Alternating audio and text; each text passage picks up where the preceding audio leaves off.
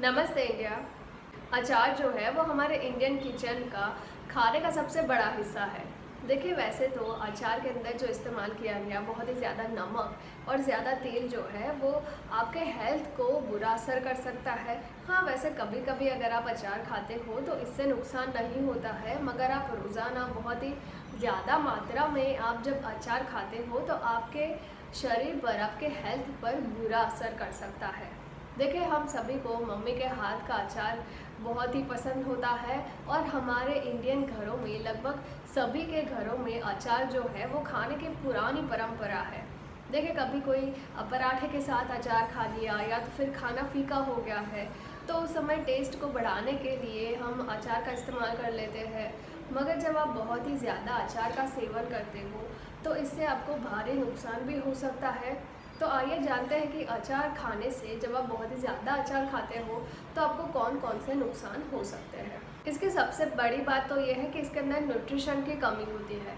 देखिए, अचार को बनाने के लिए अलग अलग अलग फल और सब्जियों को काट कर धूप में सुखाया जाता है और इसकी वजह से, धूप में सुखाने की वजह से उसके अंदर का जो न्यूट्रिएंट्स होता है वो बहुत ही कम हो जाता है। और ख़ास तौर पर इसके अंदर, उसके ऊपर धूप में सुखाने से पहले नमक भी डालते हैं। तो नमक डालने की वजह से जो न्यूट्रिएंट्स है वो और भी कम हो जाता है, यानी कि इसके अंदर बहुत ही कम न्यूट्रिशन आपको मिलता है। ज़्यादा अचार खाने से वो आपकी हाई बीपी का प्रॉब्लम भी वो खड़ा कर सकता है। देखिए, अचार को बनाने के लिए फल और सब्जियों को धूप में सुखाते हैं और नमक डाल के सुखाते हैं।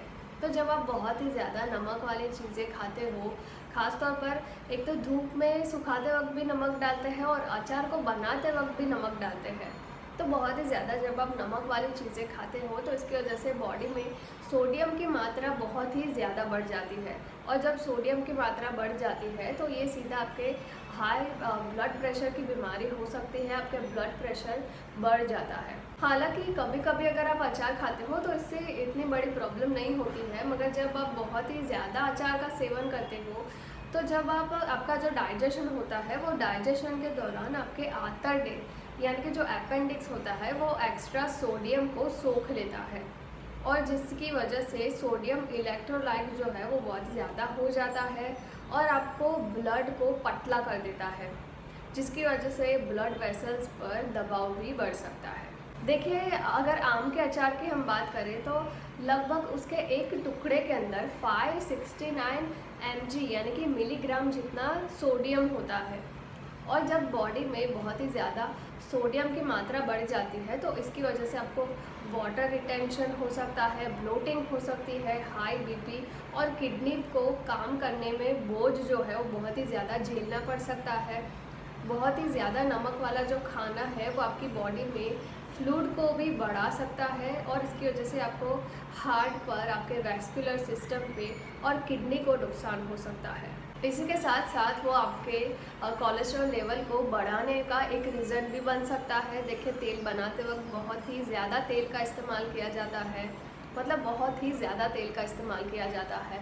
तो जब आप बहुत ही ज़्यादा तेल वाली चीज़ें खाते हो तो इसकी वजह से आपका कोलेस्ट्रॉल का लेवल बढ़ जाता है और जब लंबे समय तक अगर आपका कोलेस्ट्रॉल का लेवल हाई है तो आपको हार्ट के रिलेटेड आपको डिसीज़ेस हो सकती है, आपको नुकसान हो सकता है या तो फिर बात बिगड़ भी सकती है। और जब लंबे समय तक आपका कोलेस्ट्रॉल हाई रहता हो तो इसकी वजह से किडनी को भी नुकसान हो सकते हैं।